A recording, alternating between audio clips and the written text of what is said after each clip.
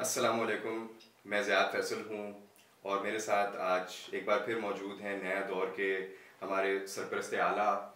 Raza Rumi sahab. Sir, straight to the point. बिल्कुल। आज हमने सोचा है कि हम एक ऐसे मौजू पे एक मुख्तसर सी गुफ्तगू करते हैं जो कि पाकिस्तान में एक आसेब बन के हर वक्त मंडला रहा होता है लोगों के सर पे, वो कि भी कहीं ये ना हो कि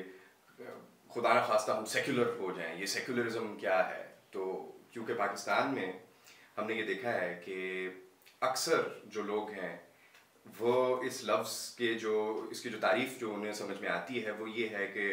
कोई लादीनियत का प्रचार करना जो है वो सेक्युलरिज्म होता है, या कि मज़हब से दूरी, या जिसको ये हमारे यहाँ मजहबी हलके जो हैं वो सियासी मजहबी हलके जो हैं वो कहते हैं कि मज़हब बेजारी। तो क्या ये सेक्युलरिज्म है या कि इसकी कोई और तारीफ है? और सबसे अहम ये कि क्या इसकी पाकिस्तान में कोई रेलेवेंस है? क्या कोई तुक बनती है एक ऐसे मुल्क में सेक्युलरिज्म की बात करने की जहाँ पे कि अव्वल तो अक्सरियत जो है वो मुसलमान है, और ये कि वो मुल्क जो है वो उसकी फाउंडिंग में भी जो जो बुनियादी जो उसूल शायद हमारे फाउंडर्स के थे उसमें जाहिर है कि एक हमारी जो मुसलमान होना जो एक हमारी शनाख्त का हिस्सा है वो बहुत अहम था। तो इस पे हम थोड़ी सी बात करते हैं। तो सर, आप पहले तो मुझे ये बताएं कि क्या आप सेक्युलर इंसान हैं? अब मसला ये है कि अगर मैं कहूँगा हाँ तो फिर वो लोग कहेंगे देखो ये तो है ही मजहब बेजार लादीन और वगैरह वगैरह काफिर। अच्छा, अल्लाह माफ करे। अगर कहूँगा नहीं तो फिर मैं अपने नजरियात की नफी भी करूँगा। उसकी वजह यह है कि देखिए, मैं आपका जवाब इस तरह से देता हूँ कि मैं मगरबी सेक्युलर नहीं हूँ, क्योंकि यहाँ पर ये ज़रूरी है, चूँकि आपने इस मौजू को छेड़ा है ज़्यादा और आप ये आपकी फरमाइश पर ये हम रिकॉर्डिंग कर रहे हैं। मैंने कहा आपको सुने जरा जी, इस पे अक्सर ये बात होती है जी कि सेक्युलरिज्म जो है वो उसके कई वो कोई एक स्टैटिक या एक पत्थर पे लिखी हुई तारीफ या डेफिनेशन नहीं है। सेक्युलरिज्म मुख्तलिफ माशरों मुख्तलिफ तहजीबों में उसके मुख्तलिफ अशकाल और उसके मुख्तलिफ मानी रही हैं। जैसे कि आज 2 या 3 किस्म के सेक्युलरिज्म का हम आम फहम तरीके से समझा सकते हैं नाजरीन को। पहला है जो कि फ्रांस में है, जहाँ पे लड़कियों के हिजाब पर पाबंदी लग जाती है, जहाँ पे आप कहते हैं कि मजहब को हमने कसदन हर चीज से निकाल देना है, ठीक है ना। मे भी उसको आप मजहब बेजारी के जुमरे में कुछ थोड़ा थोड़ा डाल सकते हैं, या कि आपने मजहब को बिल्कुल खारिज कर देना है पब्लिक अफेयर्स से। अब मसला है कि पाकिस्तान जैसे माशरे में, इवन हिंदुस्तान हमारे पड़ोस में या बांग्लादेश में या इंडोनेशिया में ऐसा मुमकिन है ही नहीं है, क्योंकि मजहब लाजिम और मलजूम है आम जिंदगी में, ठीक है। दूसरी जो शक्ल है वो अमेरिकन सेक्युलरिज्म एक तरह से है, जिसमें कि रिलीजियस फ्रीडम या मजहबी आज़ादियाँ और मजहबी रवादारी और टॉलरेंस जो है वो उसका रियासत ख्याल करती है कि हर एक को अपना अपना मजहब प्रैक्टिस करने की इजाज़त हो और कोई किसी को रोके ना इससे, और कोई किसी को डिस्क्रिमिनेट ना करे, जो उनके आइन में भी लिखा है, और उसका वो बड़ा प्रचार भी करते हैं और मुल्कों पे जाके पुलिसिंग करते हैं।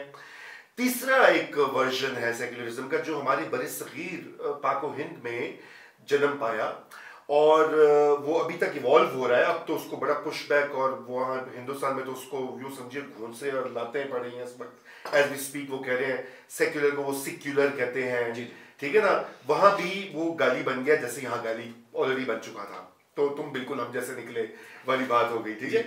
तो वो सेक्युलरिज्म कुछ और है। वो सेक्युलरिज्म ये कहता है कि ना सिर्फ कि सब मज़ाहिब जो है वो एग्जिस्ट करते हैं माशरे में, बल्कि उनको स्पेस होनी चाहिए, उनको रियासत उनको रिकग्नाइज करती है और उनको सेलिब्रेट करती है, यानी सबको बराबर तौर पे रिकग्नाइज करती है बराबर तौर पे, और सेलिब्रेट करती है। यानी कि ये कि आप देखेंगे वहां पे वो नेहरू वगैरह के जमाने में और सब कुछ के भाई वो रमजान जो है उसकी इफ्तार पार्टी भी होती थी प्राइम मिनिस्टर हाउस में, और दिवाली का फंक्शन भी होता था, और गौतम बुद्ध की जो निर्वाण का दिन है वो भी मनाया जाता था, और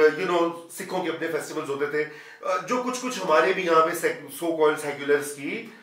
एक तरह से एक मॉडल रहा है। लेकिन अब मैं समझता हूँ कि हमें रीडिफाइन उसको इस तरह से करना है, क्योंकि ये वाला मॉडल भी पिट गया इंडिया में। हमारे यहाँ तो ये कभी आया ही था बेचारा, वो जिन्ना साहब की स्पीच थी। मैं समझता हूँ हमारे लिए सबसे बेहतरीन एंकर और सबसे बेहतरीन जिसे कहते हैं ना एक बड़ा बयानिया, वो जिन्ना साहब की 11 अगस्त की तकरीर है, जिसमें कि उन्होंने कहा है कि भाई आपका अकीदे से रियासत का कोई ताल्लुक नहीं है, ना रियासत आपको इंटरफेयर करेगी कि ज़ियाद मियाँ तुम मुसलमान हो या नहीं हो, या तुम्हें इजाज़त है या नहीं है, तुम अपना काम करो, तुमने अपनी मस्जिद में जाना है, मंदिर में जाना है, चर्च में जाना है, इबादत करनी है, रियासत का लेना देना नहीं है। इसका यह मतलब है कि रियासत थोड़ी बैक सीट ले, और जो सारी स्टेप्स हुए पिछले चंद दहाइयों में जहाँ पे कवानीन पास किए गए, रियासत ने अपनी एक खास अपनी एक मजहबी और सेक्टेरियन शनाख्त बना ली है, उससे दूर रहा जाए। तो उस सेंस में तो यस, आपके जवाब का मैंने बड़ा आपके सवाल का बड़ा लंबा जवाब दिया कि बिल्कुल उस सेंस में तो मैं बिल्कुल सेक्युलर हूँ कि मैं समझता हूँ कि सारे लोगों को अपनी मजहब के प्रचार की, बिलीफ की आज़ादी होनी चाहिए। जो आप अपने दिल में सोचते हैं वो आपके और खुदा के दरमियान मामला है, या नहीं भी सोचते फिर भी आपके खुदा के दरमियान मामला है। आप बिलीव करते हैं या नहीं करते हैं, मेरा उसे मेरी जिंदगी को क्या हो रहा है। सर वो उसमें एक जो इशू जो उठाते हैं, अब जो आपकी जो एक पर्सपेक्टिव आप बता रहे हैं उसके जो मुखालिफिन हैं वो ये कहेंगे कि जी एक चूंकि हाँ यहाँ पे अक्सरियत मुसलमानों की है, तो उसकी वजह से समाज में वैसी एक जो है एक तशख़्ख़ुस इस किस्म का है कि वो मुसलमान अक्सरियत है, वो इस्लामी तशख़्ख़ुस फिर वहाँ से वो जी आ जाता है। ठीक है, तो वो ये कहते हैं कि अगर तो यहाँ पे वैसी अक्सरियत जो है मुसलमानों की है, और अक्सरियत जो है वो ये चाहती है कि उनके ऊपर जो है वो किसी न किसी हद तक मजहब की बेस पे जो एक कानूनी सिस्टम है वो उन पे लागू किया जाए, तो आपको उससे क्या एतराज़ है? जब काजी क्यों एतराज़ कर रहा है जब दोनों मियाँ बीवी राजी हैं तो नहीं देखें बात वो फिर उसमें फिर आ जाता है जिसे हम कहते हैं मेजॉरिटेरियनिज्म, यानी कि अक्सरियत की डिक्टेटरशिप या अक्सरियत की आमरियत। यानी कि अगर मुसलमान हैं तो फिर मुसलमान भी तो कोई एक तारीफ नहीं है ना, मुसलमान में शिया भी हैं, सुन्नी भी हैं, देवबंदी भी हैं, बरेलवी भी हैं, अहले हदीस भी हैं, जिक्री भी हैं, इस्माइली भी हैं, वगैरह वगैरह चंद एक हैं, वो अब हमने हमारी का आइन ने कह दिया है कि वो नहीं है, तो इसलिए हम उनका नाम नहीं ले रहे। मगर क्वेश्चन ये है कि इतनी ज़्यादा डाइवर्सिटी, और आलम इस्लाम में दुनिया में 1 अरब से ज़ायद मुसलमान हैं, और वो सब उनके अकायद अलग हैं, उनकी सोच भी अलग, उनकी ज़बानें अलग हैं, उनकी माशरत अलग है। हाँ, जो तौहीद उनको जोड़ती है कि खुदा में यकीन करते हैं, स्पिरिचुअलिटी जो है, रूहानी अकदार जो है वो मिलती छुलती हैं, रमज़ान में सब रोज़े रखते हैं फॉर एग्ज़ाम्पल, ठीक है ना, ईद की नमाज सब पढ़ते हैं खुशू के साथ, अल्लाह से हज पे जाके तौबा भी करते हैं। लेकिन उसके अलावा अपनी रहन सहन रोज़मर्रा की ज़िंदगी में कि उन्होंने गाड़ी राइट पे चलानी है कि लेफ़्ट पे चलानी है, उन्होंने डबल रोटी खानी है या पराठा खाना है, ये तो उनकी माशरत, उनकी तहजीब है। तो आप जब ये कहते हैं कि यहाँ पे चूंकि मेजॉरिटी मुसलमान है, तो फिर तो मेजॉरिटी तो पाकिस्तान में सुन्नी हुए, यानी कि मेरे जो मसलक है इसका मतलब है कि मैं जो नॉन सुन्नी है उनके ऊपर अपना अकीदा लागू कर दूं, टन टन टनाटन तो ये भी नहीं, ये भी इस्लाम की रूह के मनफी है। क्योंकि देखिए अगर ये मदीना की रियासत बनाना चाह रहे हैं इमरान खान साहब और उनके जो सपोर्टर्स हैं, वो जो एक बुनियादी बात है मदीना की रियासत का, उसका तो जिक्र ही गोल कर गए हैं, और वो था मिसाके मदीना, ठीक है ना, कि जहाँ पे हमारे नबी पीस बी अपॉन हिम, उन्होंने जाकर एक माहिदा किया नॉन मुस्लिम्स के साथ, non believers quote and quote के साथ, चाहे वो यहूदी हो, कॉप्टिक क्रिश्चियंस हो, कि भाई सब मिलजुल के अमनो आतिशी के साथ एक जगह पे रहेंगे। फिर जब बराबरी की बुनियाद पे शहरियत, ठीक है ना, तो बात ये बात हो सकती है कि मैं रूहानी तौर पर, जैसे अल्लाह में ये कहते हैं कि आप में से वो अफजल है जो परहेजगार है या मुत्तकी है, रूहानी दर्जे मेरे और आपके फर्क हो सकते हैं। मसलन मुझे पक्का यकीन है कि मैं आपसे रूहानियत में कहीं ऊपर हूँ, मगर लेकिन अगरचे कि आप भी दुनियावी उलूम में मुझसे आगे हो, लेकिन रूहानियत में, ठीक है, लेकिन वो मेरा अल्लाह मियां का मामला है, वो आपका मेरा तो झगड़ा ही नहीं है। ना मैं आपको पूछ सकता हूँ, ना आप मुझे पूछ सकते हैं कि भाई आप मसलन ये आप अभी आए, मैं आपसे ये नहीं पूछ सकता ज़ियाद मियां असर की नमाज पढ़ के आए हो कि नहीं आए, और हाँ मैं आपको एज अ दोस्त पूछ सकता हूँ या आपको ताकीद कर सकता हूँ, लेकिन मैं ये नहीं कह सकता कि चूंकि तुमने असर की नमाज नहीं पढ़ी इसलिए मैं तुमसे ये गुफ्तगू ही नहीं कर सकता, इसलिए सबसे पहले तुम असर की नमाज पढ़ो। तो ये जो और उस पर आप मुझे कहेंगे मेरी नमाज पढ़ने का तरीका तो अलग है आपसे, हम तो इकट्ठे नमाज नहीं पढ़ते। अब ये हमारे मौलवी साहिबान जो है वो एक मस्जिद में जाके नमाज नहीं पढ़ते। ये जो आलिम इस्लाम और अखूवत और उम्मा के दर्स देते हैं हमें, इन सब से कहें कि भाई एक जगह पे खड़े होकर सर जुम्मे की नमाज तो पढ़ो हमारे साथ, फिर हम तुम्हारी बात मानें। सबसे बड़ा मसला सर शायद ये भी है कि जो ये तमाम जो हमारे मुसलमानों के अंदर भी पाकिस्तान में मुसलमानों के जो मुख्तलिफ जो गिरोह हैं, जो मुख्तलिफ मकातब फ़िक्र हैं, उनके जो पुराने जो लीडरान हैं 19वीं सदी में 20वीं सदी में, वो एक दूसरे को सब कुछ कह चुके हैं जी। यानी वो एक दूसरे को वो अपनी वो खटपट जो उनकी रही है उसके अंदर वो एक दूसरे को दायरा इस्लाम से भी जो है वो खारिज कर चुके हैं राइटिंग्स में, और ये सब एक दूसरे को कर चुके हुए हैं, और इंक्लूडिंग के जो अक्सरियत का जो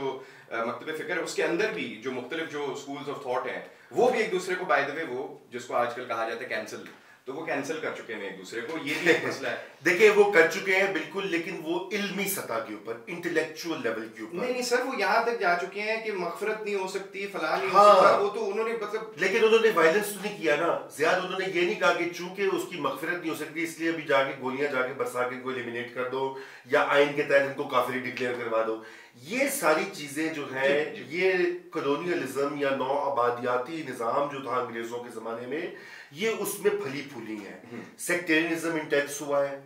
हिंदू मुस्लिम की लड़ाई इंटेंस हुई है। हम दर हकीकत आज भी उसी 150-200 साल पहले जो हमारी इस हालत थी हम उसी में रह रहे हैं, क्योंकि वो नौ आबादियाती निज़ाम नई शक्ल में हम पे लागू है। हमने उसको अपने आप को, जिसे अंग्रेजी में कहते हैं डीकॉलोनाइज, यानी कि हकीकी मानों में आज़ादी नहीं हासिल की।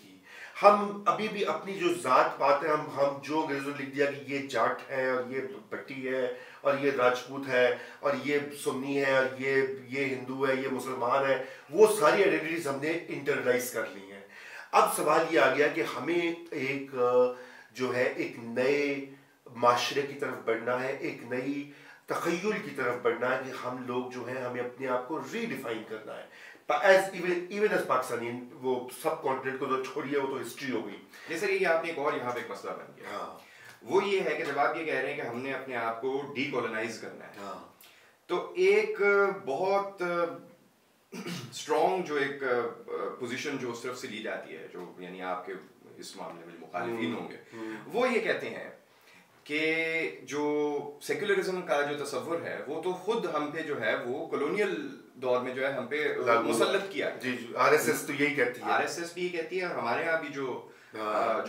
मजहबी सियासी जो हल्के हैं उनकी एक आर्गुमेंट ये है कि दरअसल हम जो है वो हमारा तशख्खुस जो था उसको कॉलोनियलिज्म ने मस्क किया और जबरदस्ती जो है वो किया, और उसमें सेक्युलरिज्म का जो कंसेप्ट है वो तो वहां से आया। देखिए मैं तो ये कह रहा हूँ ना कि मैं आप तो कह रहे हैं कि हमने नहीं, मैं सेक्युलरिज्म के हवाले से बात नहीं कर रहा, मैं तो एक जनरल आपसे बात ये कर रहा हूँ कि हमारे जो कवानीन है, हमारी जो माशरत है, हमारी जो, देखिए ना, अब आप बात ये कि अंग्रेजी क्यों